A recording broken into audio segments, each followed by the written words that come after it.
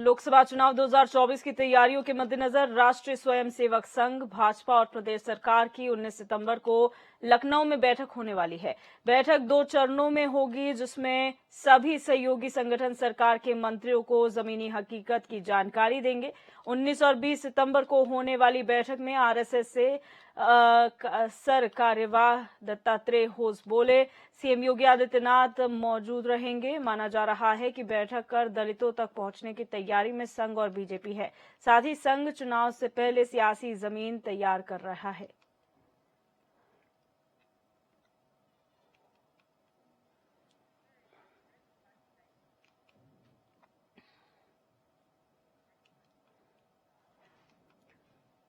और जय त्रिपाठी हमारे संवाददाता इसी खबर पर हमारे साथ लाइव जुड़ चुके हैं। जय, जानकारी चाहेंगे, कल महत्वपूर्ण बैठक होने जा रही है संघ और भारतीय जनता पार्टी की, क्या इसमें एजेंडा तय किया गया है इस बैठक का? देखिए, क्योंकि जिस तरीके से बात किया जाए तो कल भारतीय जनता पार्टी का एक अहम दिन है और जिस तरीके से अगर हम बात करें तो कल कहीं न कहीं आरएसएस और भारतीय जनता पार्टी दोनों ही मिलकर लोकसभा 2024 के चुनाव की तैयारियों पर लगातार बात करती हुई नजर आएगी। वहीं हम बात करते चले तो भारतीय जनता पार्टी के साथ साथ आरएसएस के लोग भी होंगे। अगर हम बात करते चलते तो दत्तात्रेय होसबोले जो कार्यवाहक है आरएसएस के, वो मौजूद रहेंगे। वहीं सह कार्यवाहक अरुण कुमार भी मौजूद रहेंगे। साथ ही साथ आपको बताते चले भारतीय जनता पार्टी से भूपेंद्र चौधरी जो प्रदेश अध्यक्ष हैं वो, और साथ में मुख्यमंत्री योगी आदित्यनाथ तथा दोनों ही डिप्टी सीएम भी मौजूद रह सकते हैं और लगातार वहां पे चर्चा की जाए कि लोकसभा 2024 के चुनाव में किस तरीके की तैयारी करनी चाहिए। दूसरी चीज दिव्या आपको बताना चाहेंगे कि जिस तरीके से लगातार सभी वर्गों को लेकर भारतीय जनता पार्टी साथ चलने की बात करती है, सबका साथ सबका विकास की बात करती है, तो उस पर भी कहीं ना कहीं चर्चा होगी कि सभी दलों को साथ में लाने का प्रयास किया जाए, उसके लिए कहीं ना कहीं चर्चा किया जाए। वहीं आपको दिव्या बताते चले कि जिस तरीके से दलितों की बात कर रहे हैं कि दलितों को लगातार सभी पार्टियां अपने साथ लाने का प्रयास करें, सभी उसको साधने का प्रयास करें, तो भारतीय जनता पार्टी भी दलितों और आदिवासियों के क्षेत्रों में जाएगी, वहां पर उन लोगों से मुलाकात करेगी और उनसे बात करेगी कि भारतीय जनता पार्टी ने अभी पिछले जो 9 साल हैं उनमें किस तरीके के कार्य किए हैं, लगातार उनके प्रति कितनी वफादार है, इन सब चीजों पर कहीं ना कहीं चर्चा करती हुई नजर आएगी।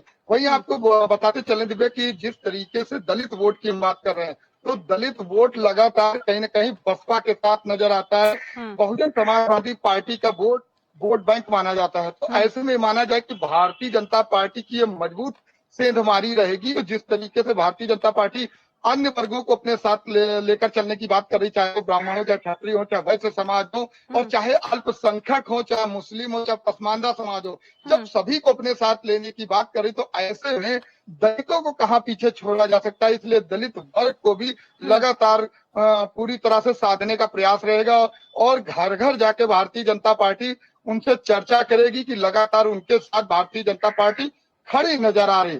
वहीं आपको बताते चले दिव्या कि जिस तरीके से कल की बैठक होगी, ये 19 और 20 2 दिन बैठक चलेगी। 19 और 20 सितंबर 2 दिन लगातार बैठक चलेगी और लगातार इस पर चर्चाएं होंगी लोकसभा 2024 के चुनाव को लेकर। वहीं आपको बताते चले कि 25 और 26 कहीं ना कहीं आरएसएस से मोहन भागवत भी आते हुए नजर आएंगे।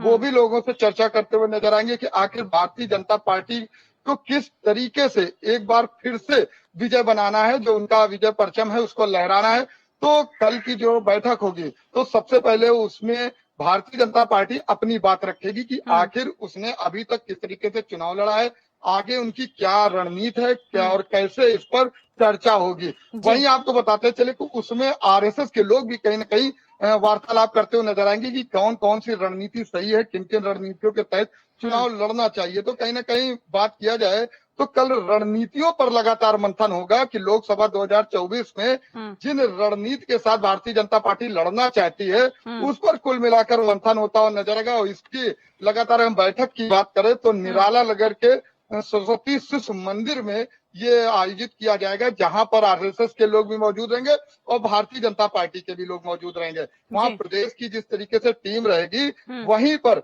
मुख्यमंत्री योगी आदित्यनाथ और दोनों डिप्टी सीएम इस पर चर्चा करते हुए नजर आएंगे। उम्मीद ये जताई जा रही है कि जो कल की चर्चा होगी इससे दिव्या कहीं ना कहीं कोई बड़ी बात निकलते हुए आएगी, कहीं ना कहीं बड़े निर्देश निकलते हुए आएंगे जनता के बीच। भारतीय जनता पार्टी जैसे जा रही और भी आज जागरूकता के साथ जाती हुई दिखाई पड़ी, क्योंकि लोकसभा 2024 चुनाव के लिए बिल्कुल समय नहीं, सभी पार्टियां तैयारी कर रही। तो भारतीय जनता पार्टी किसी तरीके की कोई भी कसर नहीं छोड़नी चाहती। इसी को लेकर का जो ये बैठक है और ये अहम बैठक है विजय जी। जय, जिस तरीके से यहाँ पर जातिगत राजनीति हमने उत्तर प्रदेश में बहुत होती हुई दिखी है, चाहे समाजवादी पार्टी ने सरकार चलाई हो, चाहे बसपा ने सरकार चलाई हो, और अब जो है यहाँ पर भारतीय जनता पार्टी है।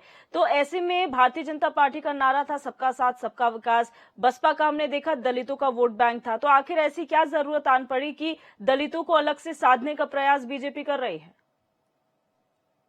देखिए दिव्या, जिस तरीके से उनका नारा था सबका साथ सबका विकास, तो यहाँ पर आपको सबका साथ तो दिख रहा है लेकिन विकास की कोई बात नहीं हो रही। विकास पर जो चर्चा होनी चाहिए कि आखिर विकास पर चुनाव लड़ना चाहिए कि किस तरीके से उत्तर प्रदेश में विकास हुआ है और उन विकासों की उपलब्धि को लेकर कहीं ना कहीं चुनाव लड़ना चाहिए। तो भारतीय जनता पार्टी का कहना है कि हम लगातार विकास कर रहे हैं। उत्तर प्रदेश की जो तस्वीर है, तकदीर है, वो बदलती हुई नजर आ रही। चाहे स्मार्ट सिटी के रूप में पूरी तरह से उत्तर प्रदेश विकसित होता हुआ नजर आ रहा है, चाहे G20 के माध्यम से विकास हुआ है उसकी बात कर लें, बढ़ोतरी हुई उसके लिए बात कर लें, और अब जब सबका विकास की बात कर ली है तो भारतीय जनता पार्टी कहना है अब हमारा लक्ष्य सबका साथ।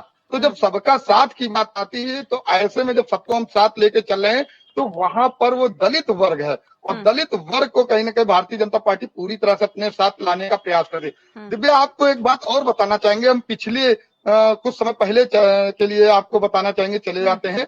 उस वक्त दलितों का एक वोट बैंक था, जिस वोट बैंक से उत्तर प्रदेश में मायावती की सरकार बनी थी, मायावती मुख्यमंत्री बनी थी। तो कहीं ना कहीं माना यह जा रहा है कि जिस तरह भारतीय जनता पार्टी के पास सभी दल है, चाहे वो हिंदू हो, चाहे मुस्लिम हो, आप क्षत्रिय की बात करें, ब्राह्मण की बात करें, वैश्य की, भारतीय जनता पार्टी सभी को लेकर चले। ऐसे में यदि अगर दलित वोट बैंक जो है, दलित वोट बैंक अगर उनके साथ आ जाता है तो भारतीय जनता पार्टी को ये लगता है किसी तरीके की कोई दिक्कत नहीं होगी, कोई परेशानी नहीं होगी और आराम से चुनाव जीता जा सकता है। इसका एक कारण और भी दिव्या हम आपको बताना चाहेंगे। ये भी आपने देखा होगा कि जिस तरीके से मऊ की घोसी सीट पर अभी उपचुनाव हुआ था दारा सिंह चौहान और सुधाकर सिंह के बीच, तो ऐसे में दलित वोट जो थे, दलित वोट घर से नहीं निकले थे। उसका ये असर हुआ था कि कहीं न कहीं भारतीय जनता पार्टी को पराजय का मुंह देखना पड़ा था और वहां सुधाकर सिंह जीत गए थे। वहां पर भी आपको बताएं कि जिस तरीके से तीसरे नंबर पर नोटा रहा था, नोटा, तो कहीं न कहीं दलित ने वहां पर नोटा को समर्थन किया जाता। तो भारतीय जनता पार्टी का मानना है कि जिस तरीके से दलित वोट है, वो दलित यदि वोट भारतीय जनता पार्टी के साथ आ जाता है और अन्य वोट उसके पास है तो ऐसे में कहीं किसी तरीके कोई दिक्कत नहीं होगी और भारतीय जनता पार्टी भारी बहुमतों से लोकसभा 2024 का चुनाव जीतती हुई नजर आएगी, क्योंकि उसकी रणनीति जो है उस पर लगातार मंथन हो रहा है, अभियान चल रहा है, बैठकें हो रही हैं, लगातार दौर चल रहा है। अब कल की जो बैठक होगी ये मुख्यतः एक बड़ी बैठक मानी जा रही है। कल और परसों की बैठक में जो निर्णय निकल के आएगा उसी आधार पर लोकसभा 2024 के चुनाव में भारतीय जनता पार्टी चुनाव लड़ती हुई नजर आएगी। जी, बहुत शुक्रिया जय, हमारे साथ जुड़ने के लिए और जानकारी साझा करने के लिए।